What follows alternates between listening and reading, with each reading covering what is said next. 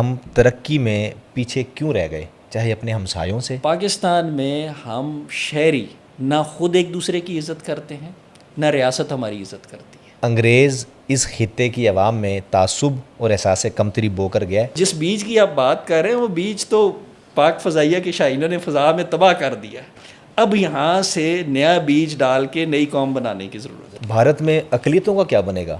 یہ تو پھر اقلیتوں کو بھی پھر ایک کے بعد دوسری شروع ہو جائیں گے۔ تو اس وقت دنیا کے امن کے لیے سب سے بڑا خطرہ بھارت میں ہندوتوا کا نظریہ ہے۔ گریٹر اسرائیل بھی تو پھر یہی چیز ہے۔ بھارت سے ہوشیار رہنے کی ضرورت ہے، اسی طرح سے ہمیں اسرائیل سے بھی ہوشیار رہنے کی ضرورت ہے۔ دوستو السلام علیکم، میں کامران خان ہوں، پوڈ کاسٹ ہے کرنا کیا ہے۔ میرے ساتھ بہت ہی خوبصورت، بہت ہی عاجز، ڈاؤن ٹو ارتھ شخصیت موجود ہے، محمد حنیف گل۔ پاکستان کے 4 صوبوں اور کشمیر میں یہ بحیثیت پاکستانی سرکاری آفیسر سرو کر چکے ہیں۔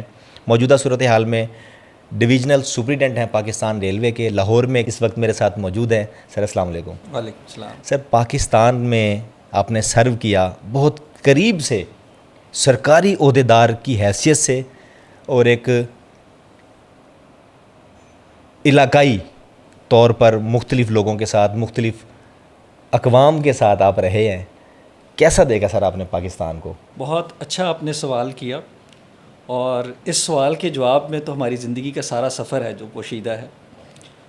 یہ بڑی پریولیج کی بات ہے کہ آپ کسی ایسے فیلڈ میں ہوں کہ آپ پورے پاکستان میں نوکری کر سکیں اور پورے پاکستان کے لوگوں سے آپ واقف ہو سکیں۔ تو میرے لیے یہ بڑی خوش نصیبی کی بات رہی ہے کہ ایک تو یہ کہ میں نے کبھی ٹرانسفر پوسٹنگ کو رزسٹ نہیں کیا۔ جہاں پہ اللہ نے میرا رزق لکھا، ہم نے بوریا بستر اٹھایا اور وہاں پہ چل دیے۔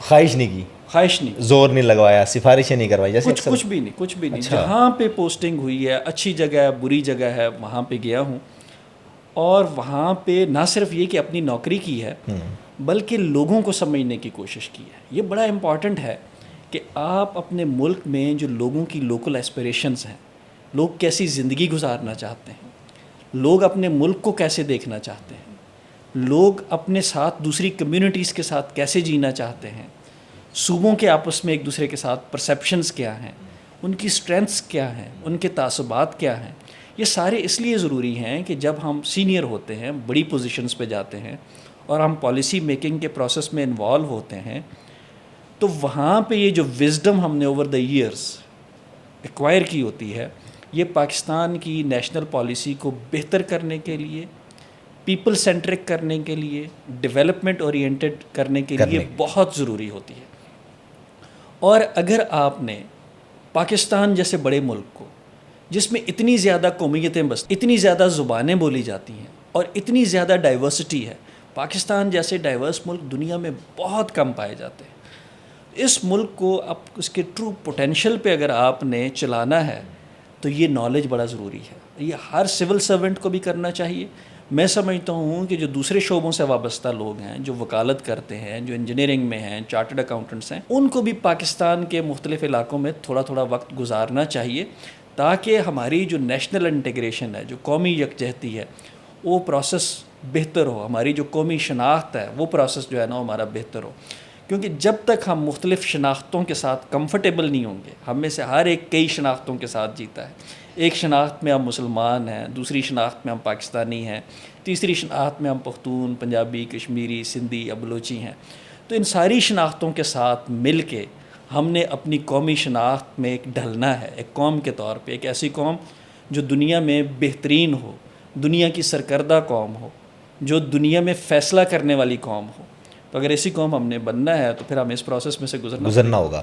سر، یہ تو بحیثیت علیحدہ علیحدہ صوبائی قومیتیں پہ بھی ہم آگے چل کے بات کر لیں گے۔ وہ باریک ون باٹم لائن کہ ہم ترقی میں پیچھے کیوں رہ گئے، چاہے اپنے ہمسایوں سے، یا دور کے ہمسایوں کو تو چھوڑ دیں، بہت قریبی ہمسایوں کی میں بات کر رہا ہوں، ہم ان میں معیشت میں، تعلیم میں، آئی ٹی میں بہت پیچھے رہ گئے ہیں۔ کیا بنیادی وجہ ہے؟ دیکھیں، کوئی انسان ہو، گروہ ہو یا ملک ہو، ترقی کرنے کے لیے ترقی کی شدید خواہش کا ہونا بہت ضروری ہے۔ سب سے پہلے خواہش کے بغیر آپ نہیں بن سکتے۔ مثلا یہ ارتقائی عمل نہیں ہے، قدرتی عمل نہیں ہے، قدرتی عمل ہے، لیکن خواہش ہونی چاہیے کہ ہم بننا چاہتے ہیں۔ مثال کے طور پہ آپ یہ اتنا خوبصورت چینل چلا رہے ہیں, پوڈ کاسٹ کر رہے ہیں, اگر آپ کے اندر یہ خواہش ہی نہ ہوتی کہ میں یہ چینل بناتا, چینل نہیں بننا تھا. آپ کے اندر یہ خواہش ہی نہ ہوتی کہ میں نے جرنلسٹ بننا ہے, تو آپ نہیں بن سکتے تھے. میرے اندر اگر یہ خواہش ہی نہ ہوتی کہ میں نے مقابلے کا امتحان دینا ہے, تو میں سرکاری افسر نہیں بن سکتا تھا. بالکل ٹھیک. تو اس خواہش کا ہونا کہ ہم نے ایک فرسٹ ورلڈ کنٹری بننا ہے, ہم دنیا کے 5واں بڑا ملک ہیں, تو ہم نے کم از کم دنیا کی 10 بڑی معیشتوں میں سے ایک بننا ہے. اس خواہش کا شدت کے ساتھ پاکستان کے پالیسی میکرز میں, پاکستان کی عوام میں اور پاکستان کے ٹیکنوکریٹ میں ہونا بہت ضروری ہے. جس چیز کی میں نے شدید کمی دیکھی اپنے 25 سالہ تجربے میں, کہ ہمارے اندر یہ شدید خواہش نہیں ہے, اس طرح کی خواہش نہیں ہے جیسی جرمنوں میں تھی کہ ہم نے یورپ میں دوبارہ اپنا وہ مقام حاصل کرنا ہے, جیسے جیپنیز میں تھی پوسٹ وار سچویشن میں جب وہ تباہ ہو گئے تھے, کہ ہم نے دوبارہ اسی طرح سے ایک طاقتور, خوشحال اور مضبوط جاپان بنانا ہے. جیسے چینیوں میں یہ خواہش تھی کہ ہماری یہ جو سینچری آف ہیومیلیشن ہے اس کا ہم نے بدلہ لینا ہے اور چین کو واپس دنیا میں اس کا کھویا ہوا مقام دلانا ہے.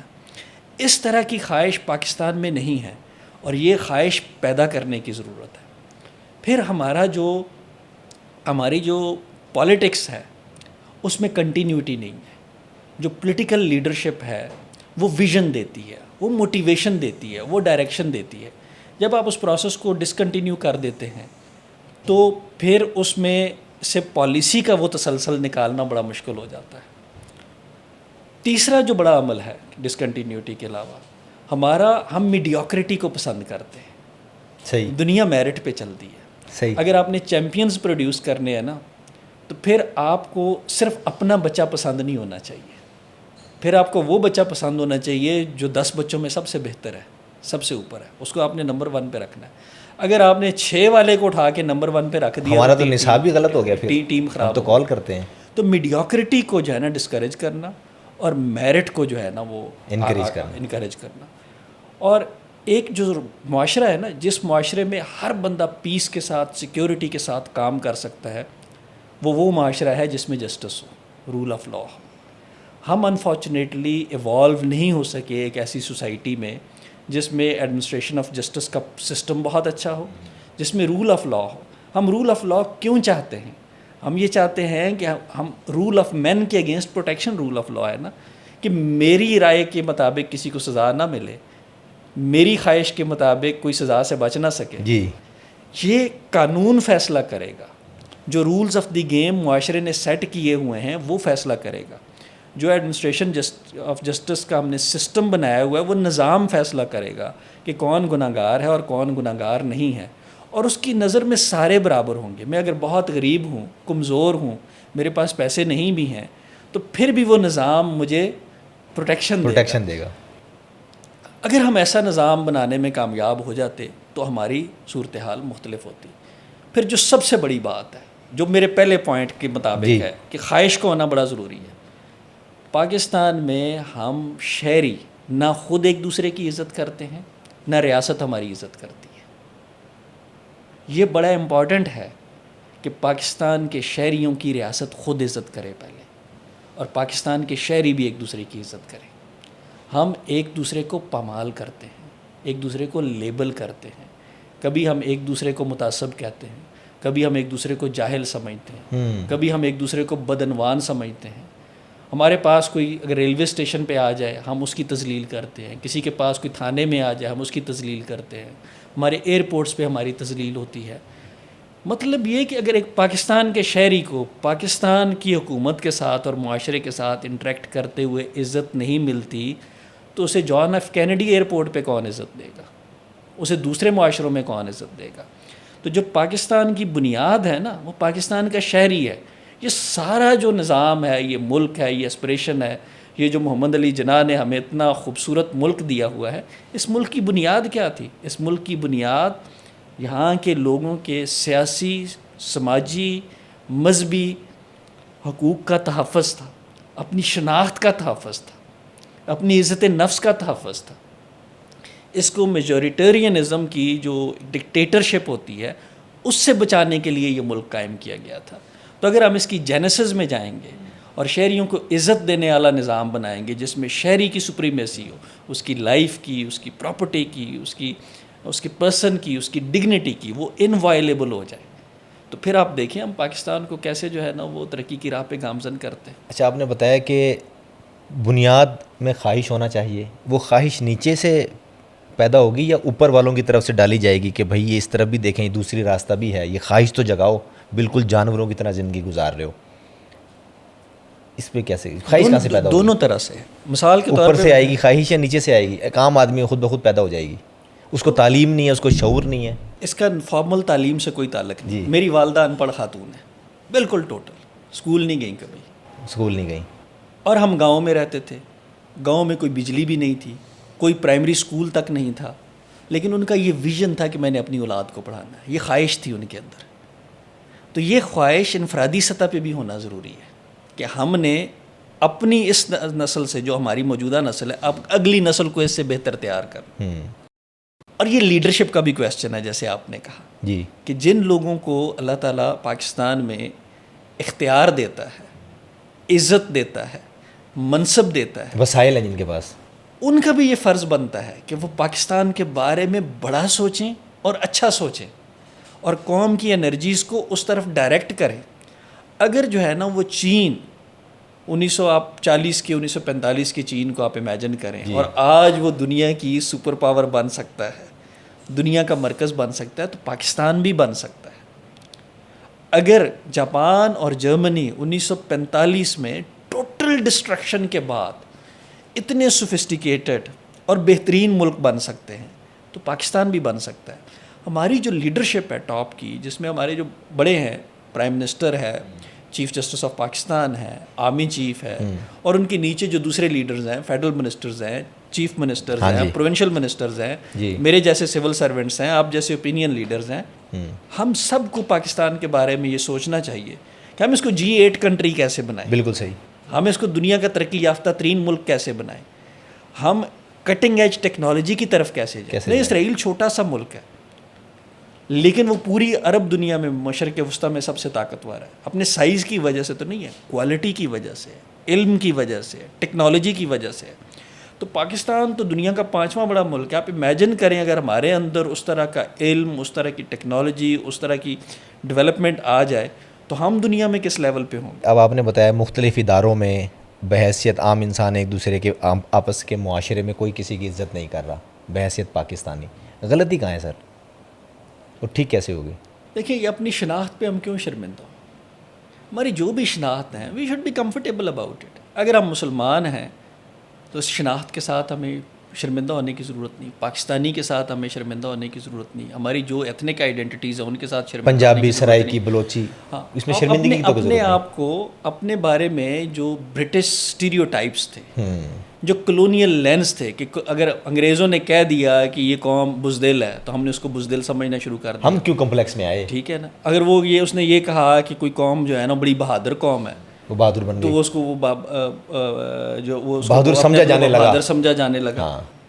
حالانکہ آپ یہ دیکھیں کہ جو 1857 کی جنگ آزادی ہوئی تھی، تو اس میں جو بنیادی ریوولٹ کی تھی بھارت کی، جو اس وقت کا ہندوستان تھا، اس کی آزادی کے لیے وہ بنگالی ریجمنٹ نے کی تھی، اور بنگالیوں کے بارے میں ٹیگ یہ تھا کہ یہ نان مارشل ہے۔ اور جن لوگوں نے مدد کی تھی برٹش کی اس جو آزادی کی یا بغاوت ہے اس کو کویل کرنے کے لیے، اس کو کچلنے کے لیے، وہ زیادہ تر پختون اور پنجابی سولجرز تھے، صحیح، جن کو مارشل سمجھا جاتا۔ سمجھا جاتا ہے۔ تو ایکچولی تو مارشل بنگالی تھے جنہوں نے بیرونی اقواؤں کے خلاف بغاوت کی تھی، اور ہم جو پختون تھے یا پنجابی تھے، ہم لوگوں نے تو ان کی مدد کی تھی، اعانت کی تھی۔ ایکچولی ہم مارشل نہیں تھے، ہم بزدل تھے، ہم نے سامراج کی مدد کی۔ تو جو سامراج کی مدد کرنے والا تھا اس کو سامراج نے کہہ دیا تم بڑے مارشل ہو، اور اس نے یقین کر لیا۔ اور جو سامراج کے اگینسٹ بغاوت کر رہا تھا اس کو کہہ دیا کہ یہ مارشل نہیں ہے، یہ نان مارشل ہے، اور ہم اس اسٹیریوٹائپ کو لے کے چلتے رہے۔ اور جب پاکستان آزاد بھی ہوا تو آپ نے دیکھا کہ 1947 سے لے کے 1971 تک ہم اسی اسٹیریوٹائپ کے ساتھ تھے۔ بالکل ٹھیک۔ تو یہ ہمیں ان چیزوں کو نا اپنے آپ کو بیرونی لینس سے، برٹش کے لینس سے دیکھنے کے بجائے ذرا خود اپنے، جیسے اقبال کہتا ہے نا کہ اپنے ہی من میں ڈوب کے پا جا سراغ زندگی، خود کو اپنی نظر سے ذرا دیکھنا شروع کریں، اور یہ تصور کریں کہ ہم دنیا میں کوئی کم تر نہیں ہیں، ہم دنیا کی برابری کر سکتے ہیں، دنیا کا مقابلہ کر سکتے ہیں، اور بڑے میدانوں میں ہم نے دنیا کا مقابلہ کیا بھی ہے اور اپنا لوہا منوایا بھی ہے. صرف یہ ہے کہ وہ جو ایک پاکٹس آف ایکسیلنس ہیں ان کو نیشنل لیول پہ اسپریڈ کرنے کی ضرورت ہے. اچھا سر، آپ کی آواز بڑی طاقتور ہے. ان طلباء کے لیے بھی جو سی ایس ایس اسپائرنٹس ہیں، آپ ظاہر ہے سی ایس ایس مینٹور بھی ہیں ماشاء اللہ، کیا انگریز اس خطے کی عوام میں تعصب اور احساس کمتری بو کر گیا ہے؟ دیکھیں انگریز کو گئے ہوئے بھی 80 سال ہو چکے ہیں. اگر اس نے بیج بویا بھی ہے نا تو ہمیں اس کی بے کنی کر دینی چاہیے تھی. لیکن اس نے اپنے مالی بھی تو رکھے ہوئے نا، وہ آبیاری چل رہی ہے اس کی بھی، ٹیکنیکل کالونی کہلاتے ہیں ہم ابھی تک. جی وہ آپ اب جس طرف اشارہ کر رہے ہیں وہ بات بالکل درست ہے، لیکن جیسے میں نے کہا کہ ہمیں ایک نئے اعتماد کے ساتھ، ایک نئے کانفیڈنس کے ساتھ، اپنی نئی شناخت کے ساتھ آج جینے کی ضرورت ہے. ابھی دیکھیں یہ جو ابھی پاکستان اور انڈیا کا کانفلکٹ ہوا ہے، جی اس نے جناح کو درست ثابت نہیں کر دیا. بالکل. جو ہندوتوا کے لوگوں نے پاکستان کے بارے میں، افواج پاکستان کے بارے میں، پاکستان کے لوگوں کے بارے میں، مسلمانوں کے بارے میں جس طرح کی باتیں کی ہیں اور جس کانفیڈنس کے ساتھ انہوں نے پاکستان پہ دعویٰ بولا ہے کہ ہم اس کو کھا جائیں گے، پاکستان نے ود سٹینڈ نہیں کیا ہے نا. تو یہ جو اعتماد ہے کہ ہم کر سکتے ہیں، جب ہم نے وہاں پہ کہا کہ آپ آئیں ہم آپ کو جواب دیں گے اور ہم نے جواب دیا، دنیا دیکھے گی، دنیا نے دیکھا کہ ہم نے جواب دیا. تو میں آپ کو بتاتا ہوں کہ اس مومنٹ کو کیپچر کر لیں. یہ آپ کا مومنٹ آف گلوری ہے، یہ آپ کا مومنٹ آف ٹرانسفارمیشن ہے. دنیا ساری بدل گئی ہے. ان 4 دنوں میں دنیا نے دیکھ لیا ہے کہ پاکستان کا پوٹینشیل کیا ہے، امپریشن چینج ہو گیا، پاکستان کی کیپیبلٹی کیا ہے. ساری دنیا کا چینج ہو گیا. ہم خود بھی اپنا کریں، ہم اس مومنٹ کو کیپٹلائز کریں. اور آج اگر ہم نے اپنا لوہا ملوایا ہے کہ ہم اس خطے کی بڑی فوجی قوت ہم ہیں، بھارت نہیں ہے.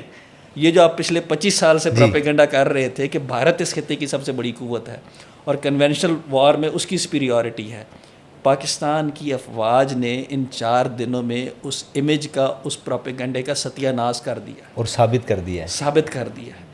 لیکن یہ کافی نہیں ہے، یہاں سے آگے چلنے کی ضرورت ہے. اس کانفیڈنس کے ساتھ ہمیں اب اکنامک سپر پاور بھی بننا ہے. اس کانفیڈنس کے ساتھ ہمیں ایجوکیشنل سپر پاور بھی بننا ہے. اس کانفیڈنس کے ساتھ ہمیں کلچرل سپر پاور بھی بننا ہے.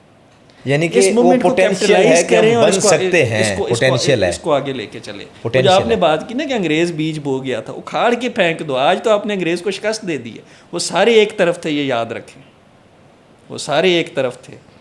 اور ہمیں بھی اپنے دوستوں کو یاد رکھنا چاہیے. ٹھیک. ہمارے ساتھ چین کھڑا تھا، ہمارے ساتھ ترکی کھڑا تھا، ہمارے ساتھ آذربائیجان کھڑا تھا. یہ وہ 3 ملک ہیں جو اعلانیہ طور پہ ہمارے ساتھ کھڑے تھے. بالکل صحیح. باقی دنیا ان کے ساتھ کھڑی تھی اور باقی دنیا کو آپ نے بیٹ کیا ہے. تو یہ جو جس بیج کی آپ بات کر رہے ہیں وہ بیج تو پاک فضائیہ کے شاہینوں نے فضا میں تباہ کر دیا ہے. اب یہاں سے نیا بیج ڈال کے نئی قوم بنانے کی ضرورت ہے. سر ایک عام پاکستانی یہ سوچتا ہے کہ پاکستان نے اپنے سے کئی گنا زیادہ طاقتور ایک ملک کو جو ہر حوالے سے طاقتور ہے، بلا ہے، اس کو شکست کیسے دے دی؟ گراؤنڈ ریئلٹیز کیا ہیں اور وہ ٹیکنیکل کچھ وجوہات ہیں جو آپ سمجھا سکیں؟ دیکھیں میں اس امیج کو ہی کویسچن کرتا ہوں. یہ ہمیں جو ہے نا ہمارے لوگوں میں پچھلے 20 سال سے 25 سال سے ہم ڈپریشن میں ہمیں یہ سکھایا گیا کہ اگر ہم انڈیا سے لڑیں گے تو شاید کہ انڈیا شائننگ ہے، انڈیا رائزنگ ہے، انڈیا سپر پاور ہے، انڈیا میجر پاور ہے، انڈیا روس، چائنا اور امریکہ کے لیول کا ملک ہے. اور ہم ایک فیلڈ اسٹیٹ ہیں، ہم ایک پرابلم والی اسٹیٹ ہیں. ہمارے اندر سول وار ہے، ہمارے اندر جو ہے نا وہ سول اسٹرائف ہے. یہ چیزیں ہیں. ہم اکنامیکلی نیچے جا رہے ہیں، ہم غریب ہیں، ہم بھیک منگے ہیں. اس طرح کا امیج انہوں نے، انڈینز نے بھی اور ساروں نے یہ پروپیگنڈا کیا اور دنیا نے اس پہ یقین بھی کیا. اور اسی یقین کی وجہ سے انہوں نے یہ بساط سجائی ہے. اگر انہیں یقین نہ ہوتا کہ پاکستان اتنا کمزور ہے وہ کبھی یہ بساط نہ سجاتے. لیکن جب بساط سجائی ہے تو پاکستان اتنا کمزور نہیں نکلا. پاکستان اس سے کہیں زیادہ طاقتور تھا جتنا ہم سمجھتے تھے کہ یہ طاقتور ہے، جتنا دنیا سمجھتی تھی کہ یہ طاقتور ہے. پاکستان نے اپنی برتری ثابت کی ہے. تاریخ جو ہے وہ اپنا جو دھارا ہے نا وہ ہمیشہ مضبوط ہاتھوں میں دیتی ہے. ساری دنیا کو یہ وہم تھا، یہ گمان تھا کہ اس خطے میں مضبوط ہاتھ بھارت کا ہے، مضبوط ہاتھ مودی کا ہے. جب جو ہے نا میدان سجا ہے نا تو مضبوط پاکستان نکلا ہے، مضبوط ہاتھ ہمارے شاہینوں کے نکلے ہیں، حقائق کچھ اور نکلے ہیں. آر ایس ایس کے بگتوں کے نہیں نکلے. آر ایس ایس کے بگتوں کو اللہ کے فضل سے پاکستان کے لوگوں نے، پاکستان کے شاہینوں نے فضا میں بھی شکست دی ہے، اور آپ جیسے واریئرز نے پروپیگنڈا میں بھی شکست دی ہے. وہ نیریٹو کی جنگ بھی ہارے ہیں، صحیح، وہ اصل جنگ بھی ہارے ہیں اور نیریٹو کی جنگ بھی ہارے ہیں، ایکسپوز بھی ہوئے ہیں. ایکسپوز بھی ہیں. تو اس لیے میں اس چیز کو بائی نہیں کرتا کہ پاکستان جو ہے نا وہ کمزور ملک تھا. ہمیں یہ تاثر دیا گیا کہ ہم کمزور تھے.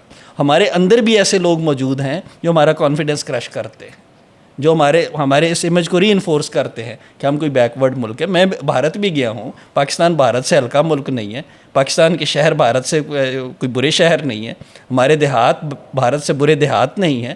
ہم بہت ساری چیزوں میں بھارت سے بہتر ہیں. اچھا. اور ہم کافی روشن خیال بھی ہیں. ہمیں یہ کہتے تھے کہ بھارتی بڑے روشن خیال ہے. تو آپ نے 8 مئی 9 مئی کی رات کو بھارتی ٹیلی ویژن دیکھے تھے؟ جی. ان کی روشن خیالی کہاں گئی؟ بہت تعصب میں جو ان کے بڑے بڑے لوگ تھے، پلر تھے، جن کے قدموں میں پاکستانی ادھر بیٹھتے تھے، ان کے بیان سنے آپ نے؟ اپنے آپ کو لبرل کہتے تھے، سیکولر کہتے تھے، ان کے بیان سنے؟ تو پاکستان میں تو ہم نے کبھی بھی اس طرح کی بات نہیں کی. سر اس جنگ کے بعد مودی کے غبارے سے، اس کی انا کے غبارے سے، ریجڈنس کے غبارے سے ہوا نکلی ہوگی پھر اب؟ نہیں، وہ مودی کو سمجھنے کے لیے آپ کو ہندوتوا کو سمجھنا ہو. وہ ایک بڑی مختلف آئیڈیالوجی ہے. وہ لوگ مختلف طرح سے سوچتے ہیں. ان کے خیال میں تو یہ جو خطہ ہے جس میں پاکستان، بنگلہ دیش، افغانستان، بھوٹان، نیپال، سری لنکا، وہ اس خطے کو اپنی جاگیر سمجھتے ہیں. اس خطے میں رہنے والے سارے لوگوں کو وہ ہندو سمجھتے ہیں، اور ان کی یہ فلسفی ہے کہ ان سارے لوگوں کو ہم دوبارہ سے ریکنورٹ کروائیں گے، فورسبلی کروائیں گے. اچھا. اور وہ اس طرف چل رہے ہیں. وہ ان کی آئیڈیالوجی بہت شدید ہے. یہی وجہ ہے کہ جس بندے نے گاندھی کو قتل کیا تھا وہ بھی آر ایس ایس کا پیروکار تھا، گوڈسے جو تھا. اور گوڈسے کی جو راکھ ہے جیسے وہ انہوں نے سنبھال کے رکھی ہوئی ہے، کیونکہ اس کی وصیت تھی کہ جب آپ پاکستان فتح کر لیں گے تو یہ دریائے سندھ میں بہائی جائے گی. یہ اس مائنڈ سیٹ کے لوگ ہیں، اس لیے ان سے ہمیں خیر کی توقع نہیں رکھنی چاہیے. اور مودی کے حوالے سے ہمیں ہوشیار رہنا چاہیے. انہوں نے پاکستان پہ بہت بڑا حملہ کیا تھا. کہنے کو تو وہ کہتے ہیں کہ ہم دہشت گردوں کے پیچھے آئے تھے. دہشت گردوں کے پیچھے آپ 80 سے زیادہ جہاز لے کے آتے ہیں. کون سا ملک ہے جس نے آج تک دہشت گردوں پہ کو تباہ کرنے کے لیے 80 سے زیادہ جہاز فضا میں بلند کیے ہوں؟ یہ اس طرح کا اٹیک تھا جس طرح کا اٹیک 1967 میں اسرائیل نے ایجپٹ پہ کیا تھا. پاکستان کی ایئر فورس کو کرپل کرنا چاہتے تھے، پاکستان کے ایئر ڈیفنس کو کرپل کرنا چاہتے تھے. اگر ہماری ایئر فورس نیوٹرلائز ہو جاتی، انہوں نے گراؤنڈ اٹیک بھی کرنا تھا، ہمارے ایریاز کیپچر کرنے تھے، لیکن اللہ تعالیٰ کا شکر ہے کہ ہماری ایئر فورس پریویل کی، ہمارے جہاز پریویل کیے، اور اس میں سب لوگوں کی کنٹریبیوشن ہے. یہی نہیں کہ جو ایئر فورس آج جنگ لڑی ہے اس کی کنٹریبیوشن ہے، جو ان سے پچھلے لوگ تھے جو شاید اب ریٹائر ہو چکے ہوں، جنہوں نے یہ کیپیبلٹی ڈیولپ کرنے میں اپنا رول پلے کیا ہے. سیاسی لیڈرشپ ہے، جنہوں نے JF-17 بنانے کے فیصلے کیے، جنہوں نے JC-10 خریدنے کے فیصلے کیے، جنہوں نے پاکستان ایئر فورس کا یہ جو استعداد ہے اس کو اپ گریڈ کرنے کے فیصلے کیے، چاہے وہ ایئر فورس میں لوگ ہوں، آرمی میں ہوں، نیوی کے ہوں، ڈیفنس منسٹری کے لوگ ہوں، فائنینس منسٹری کے لوگ ہوں، پولیٹیکل لیڈرشپ ہو، ہمارے دوست ہوں چین میں. ان سب لوگوں نے مل کے یہ ساروں کو یہ کریڈٹ جاتا ہے کہ یہ ایک انہوں نے ڈیفائننگ جنگ جیتی ہے. یہ صرف پاکستان اور بھارت کی جنگ نہیں تھی، یہ جنگ یہ تھی کہ 21ویں صدی کا چودھری کون ہوگا، کون دنیا کے فیصلے کرے گا، کس کی بات چلے گی. اور الحمدللہ میدان جنگ میں یہ فیصلہ ہوا ہے کہ پاکستان اور پاکستان کے دوست ممالک یہ ایک پورا کاؤنٹر ویٹ ہے اس نیریٹو کے لیے جس کو ویسٹ بلڈ کر رہا ہے اس ریجن میں. جو اپنا پولیس مین انہوں نے کھڑا کیا تھا نا، اس پولیس مین کے امیج کو پاکستان نے تباہ کر کے رکھ دیا. یہی وجہ کہ فرسٹریشن، آپ انڈیا کے چینلز دیکھیں، انڈیا کا آپ ٹویٹر دیکھیں، انڈیا کا سوشل میڈیا دیکھیں، وہ اس حد تک مایوس ہے اور اس حد تک اینگر کا شکار ہے کہ اپنی اس اینگر میں تو انسان، آپ کو پتہ ہے نا کہ بہت ساری اپنی سینسز کھو دیتا ہے. تو وہ سینسز کھو دینے کی وجہ سے مجھے یہ خدشہ ہے کہ وہ پاکستان پہ جوابی وار پھر کر سکتے ہیں. لیکن ہمیں اب کم از کم جو ہے نا، پہلے بھی ہمیں یقین تھا لیکن اب اللہ کے فضل سے یہ یقین مزید پختہ ہو گیا ہے کہ ہم اتنے غافل نہیں اپنے دفاع سے. اور اللہ کے فضل سے ہم انشاءاللہ ود اسٹینڈ کریں گے. مودی یا اس کے RSS کے لوگ اگر پاکستان کے اگینسٹ کسی قسم کا بھی مس ایڈونچر دوبارہ کرتے ہیں تو جو پہلے ان کی سبکی ہوئی تھی اس سے زیادہ سبکی ہوگی. جی سر، بھارت نے جو پہلا حملہ کیا مرید کے اور بہاولپور پر مدارس، وہ ٹارگٹ اورینٹڈ تھا کہ جی یہاں پر دہشت گرد پنپ رہے ہیں. تو ہمارے خیال سے تو بھارت بہت پیچھے چل رہا ہے، ابھی 30-35 سال پیچھے چل رہا ہے. آپ کو لگتا ہے کہ آج بھی پاکستان میں وہ سارے معاملات جڑے ہوئے ہیں؟ اور جس طریقے سے مولانا مسعود اظہر کے مدرسے کو انہوں نے اور مسجد کو انہوں نے شہید کیا، مرید کے میں حافظ کے مدرسے کو اور مساجد کو شہید کیا گیا، یہ ایک میں مثال کے طور پہ بات کر رہا ہوں. تو وہ اس کی کیا سوچ تھی کہ جی وہاں پہ دہشت گرد پڑھ رہے ہیں؟ وہ تو کچھ بھی نہیں ہے، وہ تو مسجدوں میں نماز پڑھانے والے امام ہیں، سادے لوگ ہیں. دیکھیں یہ جو اسٹریٹجک مس کیلکولیشن ہے، ایک تو بھارت بھی اور ویسٹ بھی جی یہ ٹیررزم کو پاکستان کے خلاف ویپنائز کرتا ہے. اور اس کے کانٹیکسٹ یہ ٹیررزم میں سنجیدہ نہیں ہے، یہ پاکستان کو کرش کرنے میں، پاکستان کو بدنام کرنے میں اور پاکستان پہ طرح طرح کی پابندیاں لگانے کے بہانے ڈھونڈتے ہیں. مثال کے طور پہ پاکستان اور بھارت دونوں ایٹمی ملک ہیں. اگر آپ ٹیررزم کو as a justification for war اس اصول کو آپ قبول کر لیں تو اس کا مطلب یہ ہے کہ وار کا فیصلہ اسٹیٹ نہیں کریں گی، نان اسٹیٹ ایکٹر کریں گے. یہ بڑی ڈینجرس پروپوزیشن ہے کہ نان اسٹیٹ ایکٹرز کے ہاتھ میں آپ نیوکلیئر بٹن دے دیں.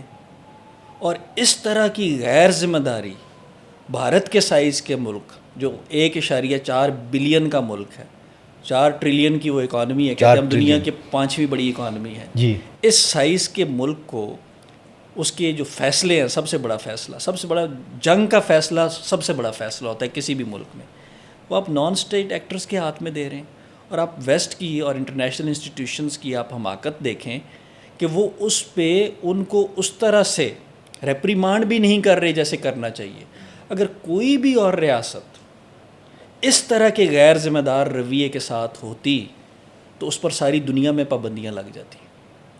ساری دنیا اس ریاست کو نارتھ کوریا کی طرح ٹریٹ کرتی. اور جس طرح کی فلاسفی بھارت میں حکمران جماعت کی ہے، RSS کی، جیسے میں نے بھی بیان کیا، اس طرح کی فلاسفی کے ساتھ اگر ایک حکومت چل رہی ہے اور آپ اس پہ پابندیاں نہیں لگاتے تو پھر آپ کہاں سے یہ دہشت گردی کا موضوع لے کے آ سکتے ہیں؟ پاکستان کے عوام نے ہمیشہ اور پاکستان کے نظام نے دہشت گردوں کو ریجیکٹ کیا ہے. کسی بھی الیکشن میں جو ملیٹنٹ مذہبی گروپ ہے، پاکستان ایک بڑا ملک ہے، یہاں بھی پائے جاتے ہیں اس طرح کے گروپس، امریکہ میں بھی پائے جاتے ہیں اس طرح کے گروپ، اسرائیل میں بھی پائے جاتے ہیں، ساری دنیا میں پائے جاتے ہیں، بھارت میں بھی پائے جاتے ہیں. لیکن پاکستان میں کبھی بھی پاور میں نہیں آ سکا. اور آپ بھارت کا دیکھیں کہ وہاں پہ لوگوں نے کتنے بڑے پیمانے پہ ووٹ دے کے ہندوتوا کے نظریے کے لوگوں کو حکومت میں لے کے آیا ہے. اور ایک ایسا ملک جس کے پاس ایٹم بم ہے، وہاں پہ آپ ایکسٹریمسٹ دہشت گردوں کی حکومت قائم کر لیں. جبکہ ادھر آپ کہتے ہیں کہ پاکستان کے ایٹمی اثاثے غیر محفوظ ہیں، کہیں یہ طالبان کے ہاتھ نہ لگ جائیں یا کسی اور دہشت گرد کے ہاتھ نہ لگ جائیں. وہاں پہ تو آپ نے پورے کا پورا ملک دہشت گردوں کے ہاتھ میں دیا ہوا اور آپ اس کے ساتھ الائنس بھی کرتے جا رہے ہیں. اگر آپ دہشت گردی کے خلاف ہیں، ملیٹنسی کے خلاف ہیں، تو پھر آپ کو RSS کی دہشت گردی نظر کیوں نہیں آتی؟ یہ وہ لوگ ہیں جنہوں نے سمجھوتا ایکسپریس میں اپنے لوگ جلا کے الزام پاکستان پہ لگا دیا تھا. پھر جب تحقیقات ہوئیں تو ان کے اپنے لوگ جو ہے نا وہ اس میں انوالو نکلے. تو جو پہلگام کا بھی جو انسیڈنٹ ہوا ہے جس میں لوگ وہاں پہ جو ہے نا وہ ہلاک ہوئے ہیں دہشت گردی کے واقعے میں، تو پاکستان نے تو کہا تھا کہ اس کی آپ انڈیپینڈنٹ تحقیقات کریں. اگر یہ اتنے ہی کانفیڈنٹ تھے کہ فالس فلیگ نہیں ہے تو یہ انڈیپینڈنٹ انویسٹیگیشنز کی طرف کیوں نہیں گئے؟ اور ویسٹرن ملکوں نے بھی اس پہ انسسٹ کیوں نہیں کیا؟ اور ویسٹ کی تو ڈبل ہپوکریسی ہے نا کہ اس نے جن لوگوں کو رشیا کے اگینسٹ استعمال کیا وار میں، جب وار ختم ہوئی تو یہاں سے بھاگ گیا. اب امریکہ دنیا کا امیر ترین ملک ہے، دنیا کی سب سے بڑی اکانومی ہے، وہ جو پرابلم ادھر چھوڑ کے گیا ہے وہ یہ سمجھتا ہے کہ پاکستان جیسا غریب ملک اس پرابلم کو ٹیکل کر لے گا. یہ تو ویسے ہی امپریکٹیکل سی بات ہے. پاکستان اسے کیسے ٹیکل کر سکتا تھا؟ اور جو آپ کا چھوڑا ہوا پرابلم ہے، آپ اسی پرابلم پہ کنسسٹنٹلی پاکستان کو مار رہے ہو، پاکستان پہ پابندیاں لگا رہے ہو. کبھی آپ FATF میں ڈالتے ہو، کبھی آپ جو ہے نا وہ ہمارے ویپنز کی سیل بند کرتے ہو، کبھی آپ پریسلر امینڈمنٹ کے ذریعے اور کبھی براؤن امینڈمنٹ کے ذریعے اور کبھی کس کے ذریعے آپ ہمیں جو ہے نا وہ دھمکیاں لگاتے رہتے ہیں. تو پاکستان کو کانفیڈنٹلی امریکہ کے ساتھ بھی اور ویسٹرن پاورز کے ساتھ بھی یہ بات کرنی چاہیے کہ اس طرح کا دورہ معیار ہم نہیں برداشت کریں گے. ایک تو یہ ہے کہ ویسٹ کی کوئی اتھارٹی نہیں ہے کہ وہ مورل پرنسپلس پہ ہمیں جج کرے، کیونکہ وہ خود مورل پرنسپلس کو آبزرو نہیں کرتے. لیکن اگر انہوں نے مورل پرنسپلس کی اپلیکیشن کرنی ہے، انٹرنیشنل رولز کی اپلیکیشن کرنی ہے، تو پاکستان اور انڈیا پہ یکساں ہوں گے. ہم یک طرفہ جو ہے نا اس طرح کی چیز قبول نہیں کریں گے. اگر وہ پاکستان میں لوگوں پہ اعتراض اٹھاتے ہیں کہ یہ ملیٹنٹ آئیڈیالوجی کے ہیں، تو انہیں بھارت میں مودی پہ بھی اعتراض اٹھانا پڑے گا. وہ جو ان کا جوگی ہے اس پہ بھی اٹھانا پڑے گا. ان کا وہ سبرامانین سوامی ہے، وہ ہارورڈ کا پڑھا ہوا ہے، ایکس منسٹر ہے. وہ انٹرویو دیتے ہوئے ٹی وی پہ کہتا ہے کہ جی جو انسانی حقوق ہیں وہ مسلمانوں کو اویلیبل نہیں ہے، کیونکہ وہ مسلمانوں کو انسان نہیں سمجھتا. سائیکولوجیکل ڈس آرڈر کا شکار تو نہیں ہے وہ؟ نہیں، وہ بڑا پڑھا لکھا بندہ ہے ان کی نظر میں. تو اگر پاکستان میں تو کبھی کسی مدرسے کے پڑھے ہوئے بندے نے بھی یہ بات نہیں کی. یہ عام ذہنی حالت کے ساتھ تو کوئی انسانی والی بات. لیکن یہ بات آپ گوگل کریں، یوٹیوب آپ لگائیں، اس کا نام لکھیں، بندے کا انٹرویو سامنے آ جائے گا. آپ چلا مسلمانوں کو انسانی بنیادی حقوق بھی حاصل بالکل حاصل نہیں. یہ اس طرح کی سوچ کے لوگ وہاں پہ حکومت کر رہے ہیں. تو سر پھر بھارت میں اقلیتوں کا کیا بنے گا؟ یہ تو پھر اقلیتوں کو بھی پھر ایک کے بعد دوسری شروع ہو جائیں گے. بھارت میں ہاں اقلیتوں کو پھر کیا تحفظ حاصل ہے اگر ایسی حکومت آ جائے تو؟ کوئی تحفظ نہیں ہے. اسی وجہ سے تو یہ مسلمانوں کے خلاف اتنے وسیع پیمانے پہ وہاں پہ دہشت گردی ہو رہی ہے. جو مسلمانوں کی پبلک لنچنگ ہے، آپ دیکھیں ٹرینز میں مسلمان سفر کرتے اگر کوئی قرآن پڑھتا ہے تو اس پہ تشدد شروع کر دیتے ہیں. مسلمانوں کی مسجدوں کو مسمار کیا جا رہا ہے. سٹیزن شپ کا جو ایکٹ بھارت میں لایا گیا وہ پیورلی مسلمانوں کو ٹارگٹ کرنے کے لیے لگایا گیا. دلت کہاں جائیں گے؟ ابھی اوقاف کا جو ایکٹ لے کے آئے ہیں وہ بھی اس لیے لے کے آئے ہیں کہ مسلمانوں کی مسجدیں اور مسلمانوں کی پراپرٹیاں ان پہ جو ہے نا وہ قبضہ کیا جا سکے. اسی طرح سے جو ہندوتوا ہے ان کا خیال یہ کہ جتنے بھی عیسائی ہیں یہ بھی اوریجنلی ہندو تھے تو ان کو واپس ہم نے ہندو کرنا ہے. سکھوں کے خلاف بھی ان کے بہت سارے انہوں نے اقدامات کیے ہیں. اب دیکھیں کہ یہ تو پھر کینیڈا میں انہوں نے سکھ مارے. کینیڈین حکومت نے اس پہ اعتراض کیا، پاکستان نے تو نہیں کیا. کینیڈین حکومت نے ان کے ڈپلومیٹس جو ہے نا وہ ایکسپیل کیے. کیا یہ امریکہ کو نظر نہیں آتا؟ کیا یہ انگلینڈ کو نظر نہیں آتا؟ کیا یہ فرانس کو یا دوسرے ممالک کو نظر نہیں آتا؟ یہ صرف پاکستان پہ انگلی اٹھاتے ہیں. مناسب بات یہ ہے کہ اگر ان کو کوئی چیز اخلاقی بنیاد پہ یا بین الاقوامی قانون کی بنیاد پہ قابل اعتراض ہے اور پاکستان پہ اگر یہ انگلی اٹھاتے تو ان کو بھارت پہ بھی انگلی اٹھانی چاہیے. تو اگر بھارت پہ یہ انگلی نہیں اٹھاتے تو پاکستان کو ان کی جو یک طرفہ جو نیریٹو ہے اس کو کسی صورت میں قبول نہیں کرنا چاہیے. ہمیں اپنے پاؤں پہ کھڑا ہو کے کانفیڈنٹلی آنکھوں میں آنکھیں ڈال کے ان کو دیکھنا چاہیے. یہ کلونیلزم کا دور نہیں ہے، یہ ریسرجنس کا دور ہے ہمارا. ہم ایک آزاد ملک ہیں، آزاد ملک کے طور پہ رہیں گے اور اپنی پالیسی کو انڈیپینڈنٹلی پرسو کریں گے. اور انشاءاللہ اگر ہم صحیح طریقے سے چلتے رہے، اپنے معاملات کو سنبھال گئے، 20 سے 25 سالوں میں ہم فرانس برطانیہ سے بہتر ملک ہوں گے اللہ کے فضل سے. سر یہ جو حالیہ جنگ کے نتائج آئے اور پاکستان پورے اعتماد ہے، یہ امپریشن قائم رکھنے کے لیے کتنی محنت کی ضرورت ہے؟ دیکھیں یہ بہت بڑی جو ہے نا وہ ذمہ داری آ گئی ہے. دیکھیں ساری دنیا کی نظریں تھیں. یہ جو جنگ ہوئی ہے نا اس میں یعنی یہ پوری دنیا کا بیلنس آف پاور تھا. ہاں جی بالکل. اور اس بیلنس آف پاور میں اللہ نے آپ کو فتح دی ہے. آپ کی انہوں نے دیکھیں وقت کیا چنا، ان کی ایزمپشنز کیا تھی وار سے پہلے. انہوں نے کہا جی پاکستان کی قوم تقسیم شدہ ہے، بہترین وقت ہے. ٹھیک. پاکستان میں سول وار ہے، ہم سے بلوچ ناراض ہے، ہم سے پختون ناراض، سندھی ناراض ہو گئے. اب ہمارے درمیان جو ہے نا پولیٹیکل ڈویژنس ہیں، فوج سے لوگ ناراض ہیں، خفا ہیں. انہوں نے اپنی طرف سے ساری ایزمپشنز پہ یہ کام کر اور اکنامکلی ہم اور لیبل لگایا دہشت گردی کا، میلٹ ڈاؤن ہو گئے، میلٹ ڈاؤن ہو گئے. تو انہوں نے اس وقت کا انتخاب کیا. ایک ایزمپشن بھی درست ثابت نہیں ہوئی. نہ پاکستان کی اکانومی کمزور نکلی اللہ کے فضل سے، نہ پاکستان کی فوج کمزور نکلی، نہ ہمارے اندر کسی قسم کی ڈویژن نظر آئی، اور نہ جذبے میں کمی تھی. پاکستان کی پوری قوم فوج کے پیچھے کھڑی ہو گئی، مسلح افواج کے پیچھے کھڑی ہو گئی، اور کسی قسم کے سارے صوبے پیچھے آ گئے. اور یہ جو شناخت کی جنگ تھی، پاکستان کی شناخت کی جنگ، مسلم شناخت کی جنگ، شکر الحمدللہ، یہ پاکستان نے پھر ثابت کیا ساری دنیا کے سامنے کہ آپ جن ایزمپشنز کے ساتھ آئے ہو وہ ایزمپشنز درست نہیں ہیں. ہمارے اندر بہت سی خامیاں ہیں، کمزوریاں ہیں. جنہیں ہمیں دور کرنے کی ضرورت ہے. ہمارے تعلیمی نظام میں بنیادی خامیاں. ہم جس طرح کا ملک بننا چاہتے ہیں, ہم ایک طاقتور ملک بننا چاہتے ہیں, ہم ایک خوشحال ملک بننا چاہتے ہیں. ایک کمزور اور غریب پاکستان سروائیو ہی نہیں کر سکتا. ہندوتا کھا جائے گی اس کو. جو ایکسٹریمسٹ ہندو ہیں وہ کھا جائیں گے ہمیں اگر ہم غریب ہوئے اور کمزور ہوئے. ہم سروائیو ہی اس لیے کر رہے ہیں کہ ہم مضبوط ہیں. ہمیں مزید مضبوط ہونا پڑے گا, کیونکہ بھارت مضبوط ہو رہا ہے, اس کو امریکہ بھی مدد کر رہا ہے, اس کی یورپ بھی مدد کر رہا ہے, دوسرے ممالک سے بھی اسے مدد مل رہی ہے. تو پاکستان کو بھارت سے زیادہ مضبوط ہونا پڑے گا, بھارت سے زیادہ خوشحال ہونا پڑے گا. اس خوشحالی کے حصول کے لیے ہمیں اپنے تعلیمی نظام کو, جو سٹیم ایجوکیشنل سسٹم ہے, اس کو لے کے آنا پڑے گا. اپنے ہائر ایجوکیشن کے سسٹم کو انوویٹیو اور کریٹیو کرنا پڑے گا. اپنی اکیڈیمیا میں اور انڈسٹری میں ایک بہترین قسم کا لیازن اسٹیبلش کرنا پڑے گا کہ ہم نئی ریسرچ میں, نئی ٹیکنالوجیز میں انویسٹ کر سکیں. یہ جنگ ہے, یہ بھی اب ٹیکنالوجی کی بنیاد پہ ہم نے جیتی. ہماری ویزیبلٹی ان سے زیادہ تھی, ہمارے ویپن سپیریئر تھے, ہمارے پائلٹ سپیریئر تھے, ہماری ٹریننگ سپیریئر تھی, ہمارا اکوپمنٹ بھی سپیریئر تھا اور ہمارا ہیومن ریسورس بھی سپیریئر تھا. تو superior equipment, superior human resource, اور ہم پریویل کر گئے. اگر ہم نے یہ برتری اپنی برقرار رکھنی ہے تو ہمیں مستقبل کو بھی اسی طرح سے پلان کرنا پڑے گا. پھر ہمیں اپنے جو لاجسٹک انفراسٹرکچر ہے, جو میری فیلڈ بھی ہے, ہماری پورٹس ہیں, ہماری ریلویز ہے, ہمارے ہائی ویز ہیں, ہماری ایویشن ہے. ہم ایک ایسا ملک ہیں کہ ہم لینڈ لاکڈ افغانستان کو ایکسیس دیتے ہیں, ہم سینٹرل ایشیا کی 5 ریپبلکس کو ایکسیس دیتے ہیں. ایون رشیا ہماری پورٹس استعمال کرنے میں انٹرسٹڈ ہے. جو چین ہے اس نے پورا جو چائنا پاکستان اکنامک کوریڈور ہے وہ ہمارے اس جغرافیے کو کیپٹلائز کرنے کے لیے, یوز کرنے کے لیے بنایا ہے.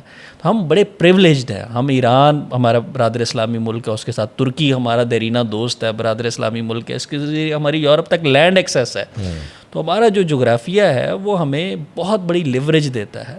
ہم ریجنل ٹریڈ میں, ریجنل کنیکٹیوٹی میں اگر اچھے طریقے سے انوالو ہو جائیں تو ہم اپنی اکانومی کو مکمل طور پہ ٹرانسفارم کر سکتے ہیں, اور ہم پاکستان کو خوشحالی کے اس لیول تک لے کے جا سکتے ہیں جس کا اس خطے میں کوئی دوسرا ملک تصور بھی نہیں کر سکتا.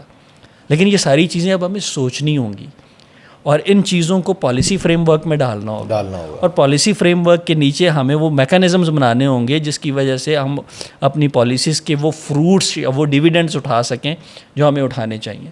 اگر ہم اس سمت میں چل پڑے نا, تو آج ہم نے $8 بلین خرچ کرنے والی مسلح افواج کے ذریعے $80 بلین سے زیادہ خرچ کرنے والی فوج کو شکست دی ہے. تو اب اگر ہماری اکانومی پھیلے گی تو انشاءاللہ ہم دفاع پہ بھی $8 بلین کیوں خرچ کریں. ہمارے چیلنجز بڑے ہیں, ہماری تھریٹ پرسیپشن بڑی ہے.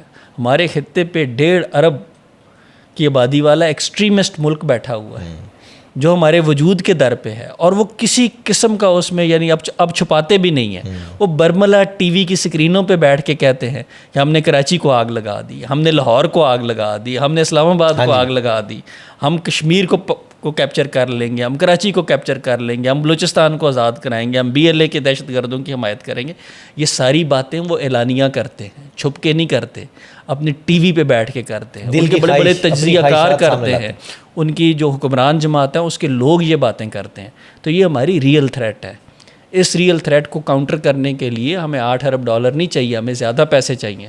زیادہ پیسے خرچ کرنے کے لیے ہمیں اپنی اکنامک بیس کو بڑا کرنا ہوگا. تو اس سمت میں بھی ہمیں جانا چاہیے. اچھی اکنامک بیس کو بنانے کے لیے آپ کو اچھا ہیومن ریسورس چاہیے. اچھا ہیومن ریسورس آپ کو آپ کا ایجوکیشن سسٹم دے گا.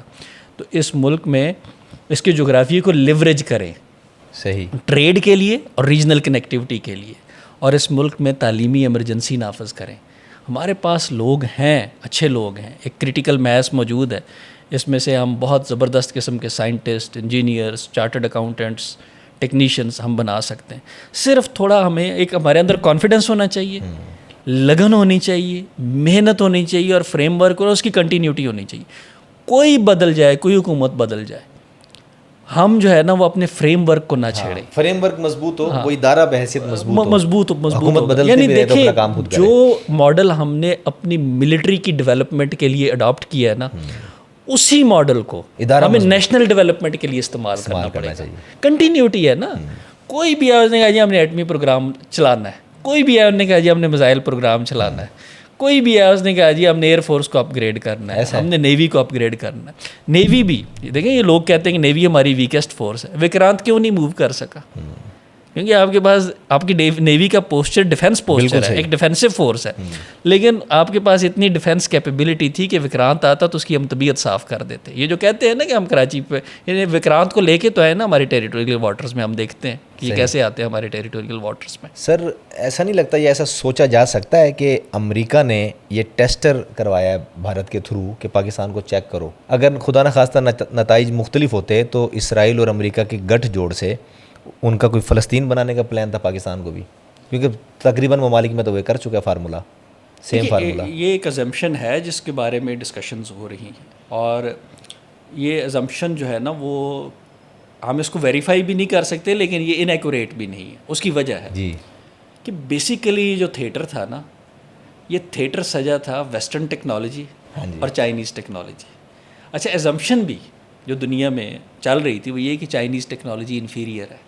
صحیح. اور خصوصی طور پہ جو ڈیفینس انڈسٹری ہے دنیا میں, یعنی اگر 100 روپے کی ڈیفینس ٹیکنالوجی بکتی ہے نا تو 94 روپے کی ٹیکنالوجی ویسٹرن ممالک بیچتے ہیں. چین کی تو 5-6 روپے کی ٹیکنالوجی بکتی ہے. تو وہ اتنی کم ہے, اور اس کے بارے میں ازمپشن یہ ہیں کہ یہ جو ہے نا یہ انفیریئر ہے. لیکن جب پاکستان کے شاہینوں نے اس کا استعمال کیا تو اس نے ان کے جو سرخیل تھے, رافیل تھے, ان کو جب مار گرایا ہے تو دنیا چونک گئی ہے, ششدر رہ گئی. یہ بہت بڑا شوق لگا ہے انہیں, اور اس میں یہ ثابت ہو گیا, 2 چیزیں بڑی کلیئرلی اسٹیبلش ہوئی ہیں کہ ایک جو اس خطے میں رول ویسٹ انڈیا کو دینا چاہتا تھا پولیس مین کا, وہ رول انڈیا ادا کرنے کے قابل نہیں ہے پاکستان کی موجودگی. پاکستان از ٹو اسٹرانگ فار دیم, اللہ کے فضل سے. دوسرا یہ کہ یہ جو ایزمپشن تھی ان کی کہ چائنیز ٹیکنالوجی وقت پڑنے پہ آپ کو ڈیلیور نہیں کرے گی, چائنیز ٹیکنالوجی نے ڈیلیور کیا, بلکہ ویسٹ سے زیادہ ڈیلیور کیا.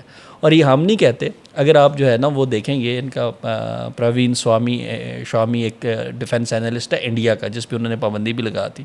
اس نے جنگ سے پہلے کہا تھا کہ پاکستان کی کیپیبلٹی کافی ہے, پاکستان کی کیپیبلٹی کو آپ ٹیسٹ نہ کریں. لیکن دنیا کی چونکہ ازمپشن پاکستان کے بارے میں کمزور تھی, وہ تو سمجھتے تھے کہ ترن والا ہے, آپ آئیں گے اور کھا جائیں گے, تو وہ ویسا نہیں ہوا. تو وہ اس میں چائنیز ٹیکنالوجی کا رول ہے, اور چین ہیٹس آف ٹو دیم.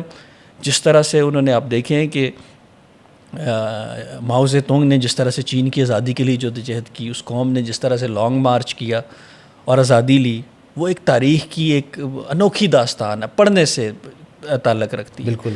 پھر اس کے بعد چین نے جس طرح سے اپنی فوڈ سیکیورٹی پہ کام کیا, پھر جیسے مڈ 70s میں آ کے انہوں نے اپنے آپ کو ایک انڈسٹریل کنٹری بنانے کے لیے جس طرح سے وہ ریولوشنائز ہوئے, پھر 2005 کے بعد سے جس طرح سے انہوں نے ہائی ٹیک کی طرف اپنا سفر شروع کیا, اور خاموشی کے ساتھ چلتے وہ یہاں تک پہنچے ہیں. یہ ایک ریمارکیبل جرنی ہے. ہمارا پڑوسی ملک ہے, ہمارا دوست ملک ہے, ہمیں اس سے بھی سیکھنے کی ضرورت ہے کہ وہ کیسے گئے ہیں. تو چین سے بھی کافی چیزیں ہم سیکھ سکتے ہیں کہ اپنے ٹرانسپورٹ سیکٹر کو کیسے ڈیولپ کرنا ہے, اپنے شہروں کو کیسے ڈیولپ کرنا ہے, اپنی جو انڈسٹریل آپ کی اسٹیٹس ہیں ان کو کس طرح سے چلانا ہے, اپنے اکانومی کو کیسے ڈائیورسیفائی کرنا ہے.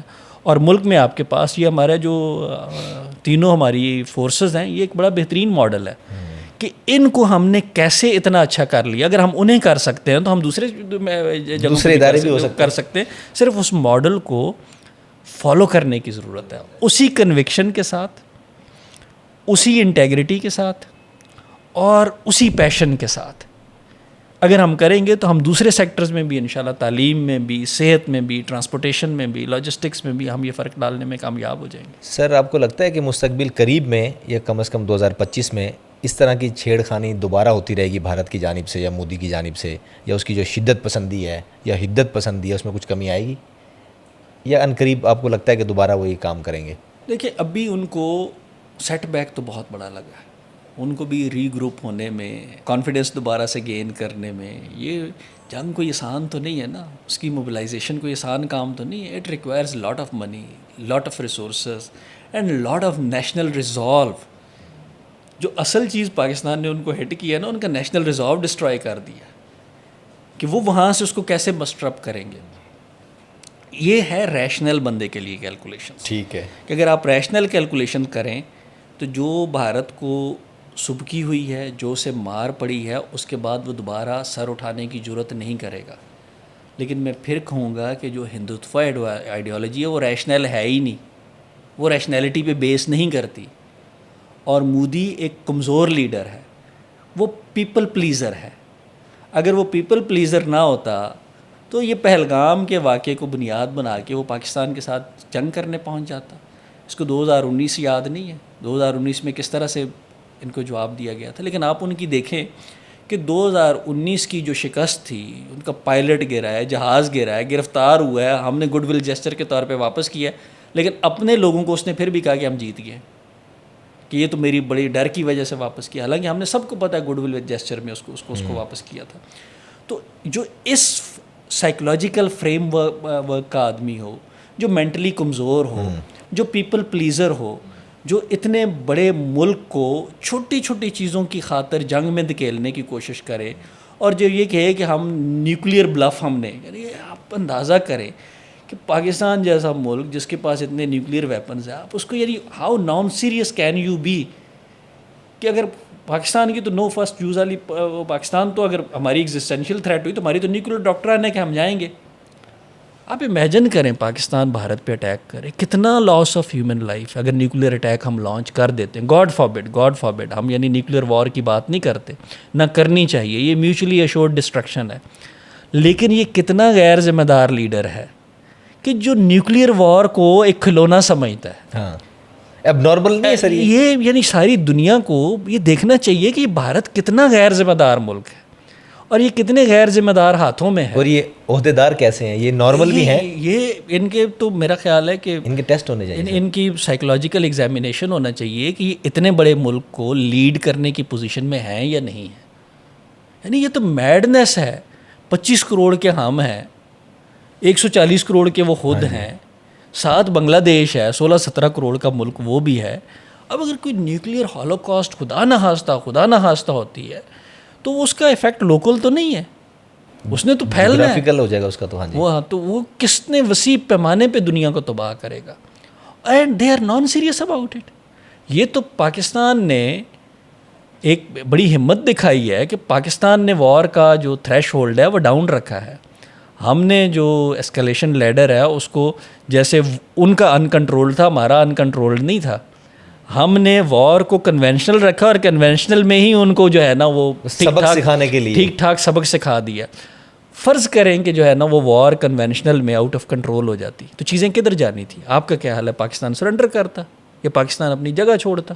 پاکستان نے تو نہیں چھوڑنا تھا, یہ ہماری ڈیفینس ڈاکٹرائن ہی نہیں ہے.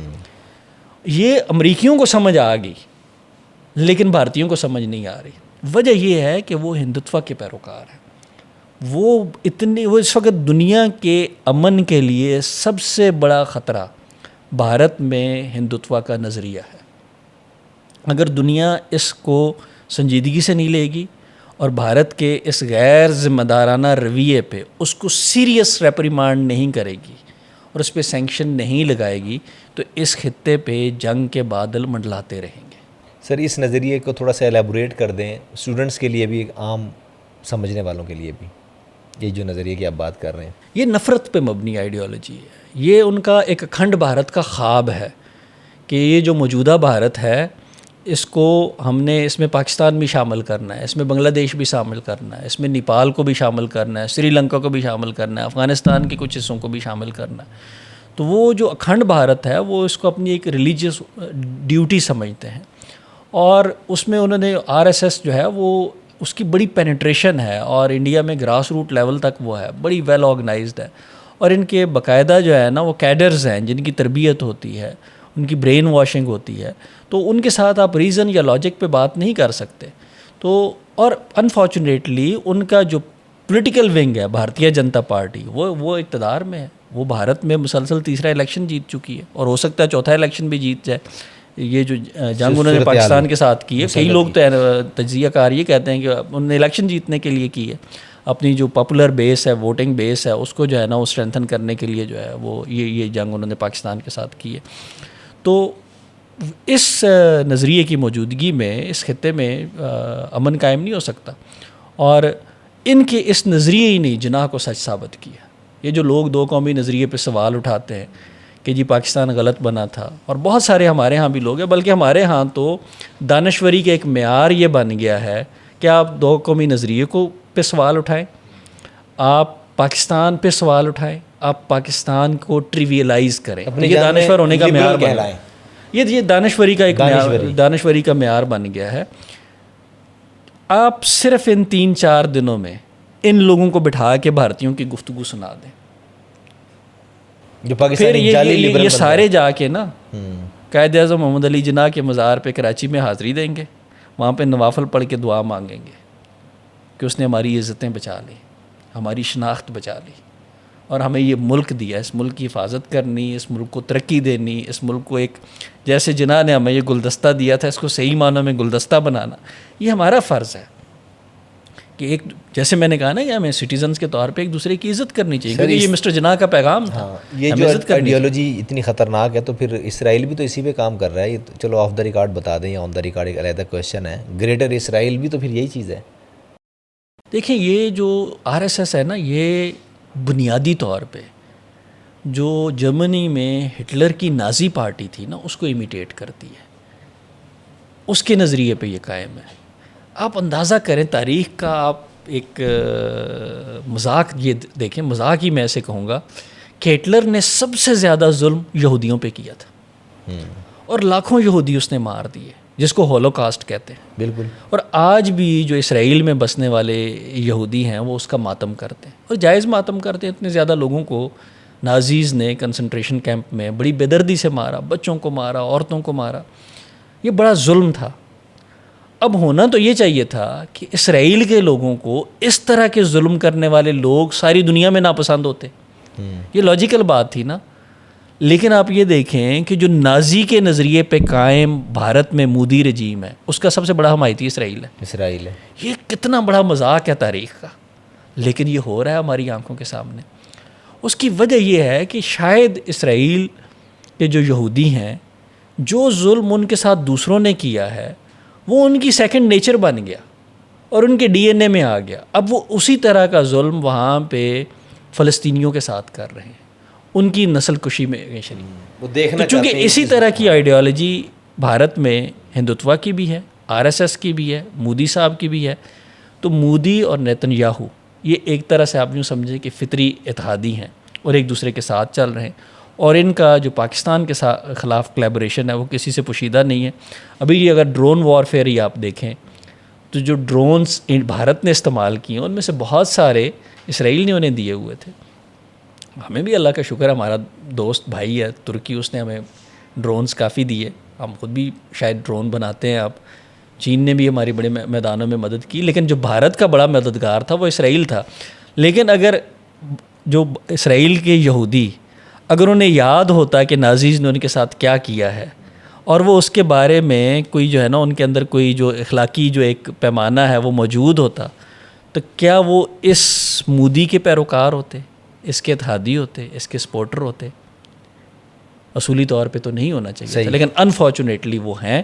تو اس لیے جیسے ہمیں بھارت سے ہوشیار رہنے کی ضرورت ہے، اسی طرح سے ہمیں اسرائیل سے بھی ہوشیار رہنے کی ضرورت ہے۔ یہ لوگ کہتے ہیں نا کہ اسرائیل کے ساتھ اچھے تعلقات آپ رکھیں، بھائی کیسے رکھیں؟ جو ملک یا جو نظریہ پاکستان کو ختم کرنے کے در پہ ہے وہ اس نظریے کے دنیا میں سب سے بڑے حمایتی ہیں۔ صحیح۔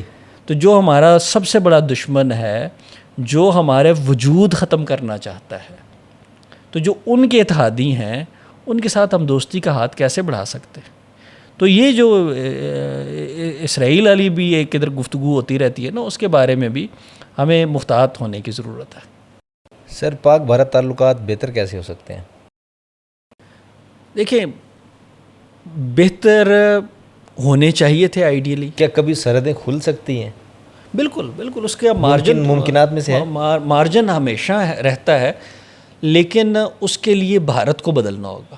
شاید کسی زمانے میں ہماری سوچ میں بھی کوئی خرابیاں ہوں تاریخ میں یہ نہیں کہتا کہ ہم کوئی پیراگون آف ورچو ہیں، لیکن پچھلے 30 سالوں میں آپ یہ دیکھیں کہ پاکستان بہت بدلا ہے۔ پاکستان نے اپنی سمت بدلنے کی کوشش کی ہے، ڈائریکشن بدلنے کی کوشش کی ہے، اور جو مسائل یہاں پہ افغان جنگ کی وجہ سے جو امریکہ اور روس کے درمیان لڑی گئی تھی پیدا ہوئے ہیں، ان مسائل پہ قابو پانے میں ہمیں دہائیاں لگ گئی ہیں، اور وہ قابو پاتے پاتے ہم نے ہزاروں جانوں کی قربانیاں دی ہیں.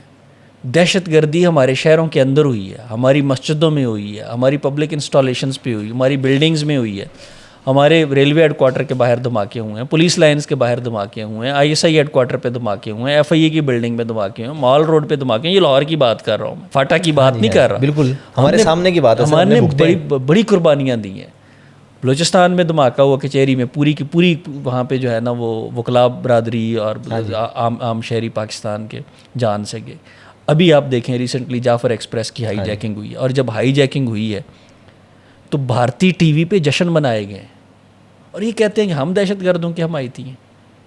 یار دیکھو تو صحیح, یہ جو CNN والے ہیں, BBC والے ہیں, الجزیرہ جو اس کا اسٹیٹ ڈپارٹمنٹ ہے امریکہ کا, یہ نہیں دیکھتا کہ ٹرین ہائی جیک ہوئی ہے, سینکڑوں مسافر ہیں اس میں جن کو لوگوں دہشت گردوں نے اغوا کیا ہے, ان کو وہ بے دردی سے مار رہے ہیں, فیملیز ہیں, بچے ہیں اس میں, اور بھارتی میڈیا پہ اس کا جشن منایا جا رہا ہے. یہ کون لوگ ہیں؟ اور پھر آپ الزام ہمارے اوپر لگاتے ہو کہ ہم دہشت گردوں کی حمایتی ہیں. یہ جو ڈبل سٹینڈرڈ ہے نا, یہ پاکستان کو ایکسیپٹ نہیں کرنا چاہیے. پاکستان میں ایک طبقہ ہے جو اس احساس کمتری کا شکار ہے کہ جو دنیا پاکستان کے بارے میں کہ اس پہ یقین کر لینا ہے.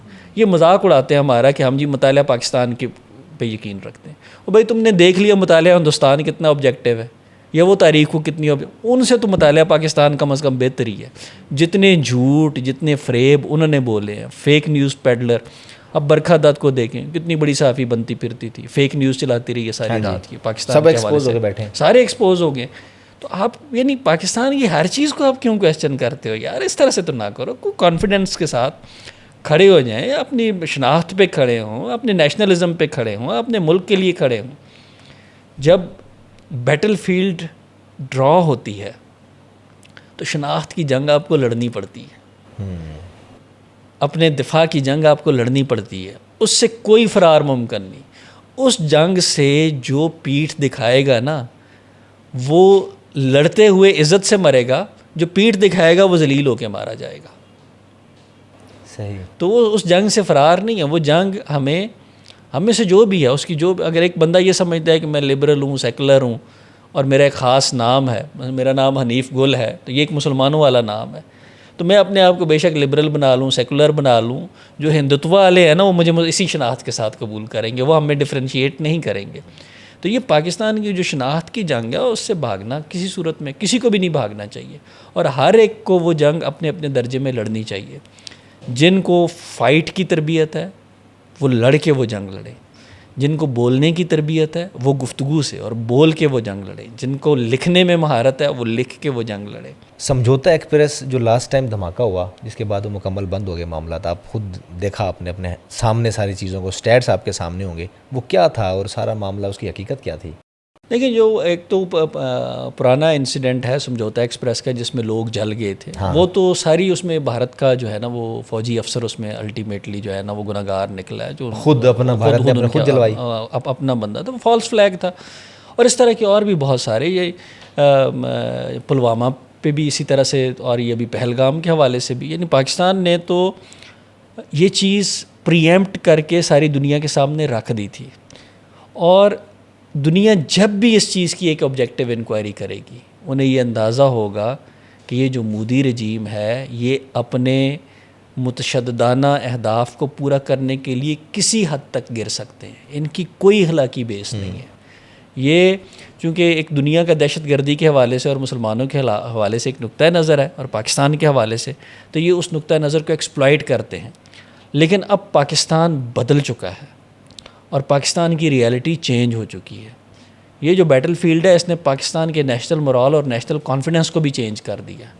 اب پاکستان کو ویسٹ کے سامنے نا سر جھکا کے بات کرنے کی ضرورت نہیں ہے, اور دہشت گردی کے حوالے سے بھی بالکل ان کو کلیئرلی بتائیں کہ یہ تمہارا پرابلم تھا, یہ تمہاری جنگ تھی, تم نے وہ مسئلہ ہمارے لیے پیدا کیا تھا, اور تمہیں اس کی ہمیں قیمت دینی چاہیے, کمپنسیشن دینی چاہیے. ہمارے جو لوگوں کا خون بہا ہے اس کا خون بہا آپ ادا کریں, ہمیں کوئی اپالوجیٹک ہونے کی ضرورت نہیں ہے.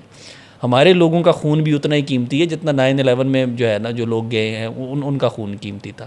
ہمارا خون ان سے کم تر نہیں ہے, تو ہم اپنے خون کا حساب ان سے پوری طرح لیں گے، اور جو ہمارے خون کو ٹریویلائز کرے گا ہم اس کو قبول نہیں کریں گے. یہ بالکل ہمیں جو ہے نا کانفیڈنٹلی ویسٹ کو بھی بتانے کی ضرورت ہے. یہ جو ان کے سامنے ہم کبھی کبھی سر جھکا کے بیٹھ جاتے ہیں اور مصلحت سے کام لیتے ہیں، یہ کام ہمیں نہیں کرنا چاہیے. پاکستان اتنا کمزور نہیں ہے جتنا ہم نفسیاتی طور پہ پاکستان کو کمزور سمجھتے ہیں. یہ ہمیں ریئلائز کرنے کی ضرورت ہے. لیں دوستو، ہمارے ساتھ موجود ہیں اور بفضل خدا موجود رہیں گے محمد حنیف گل. سرکاری آفیسر ہیں، پاکستان ریلوے میں ایک طویل عرصے سے سرونگ کر رہے ہیں اور CSS مینٹور ہیں. ہزاروں ان کے اسٹوڈنٹس CSS اسپائرنٹس اور اس وقت پاکستان کے مختلف ڈپارٹمنٹ میں اچھے عہدوں پر ان کے اسٹوڈنٹس ملک کو سرو کر رہے ہیں. ان کو بلانے کا مقصد ان کے تجربات سے، ان کے علم سے، ان کی شخصیت سے فائدہ اٹھانا تھا، اور کچھ ایسے سوالات جو عام ذہنوں میں پنپتے ہیں وہ ان کے سامنے رکھنے کی کوشش کی گئی، جوابات لینے کی کوشش کی گئی. خاص کر پاک بھارت تعلقات اور اس کے ساتھ ساتھ بین الاقوامی جو اثرات ہیں پاکستان پر حالیہ جنگ کے حوالے سے، اور مستقبل میں کیا معاملات ہو سکتے ہیں، ہم نے کچھ چیزیں جاننے کی کوشش کی. نیکسٹ ایپیسوڈ میں ان کو ہم پھر دعوت دیں گے. امید ہے کہ یہ تشریف لائیں گے اور پاکستان ریلوے کے حوالے سے ان سے کچھ بات چیت کریں گے. فی الوقت کامران خان کو پوڈ کاسٹ سے دیں اجازت. اللہ حافظ.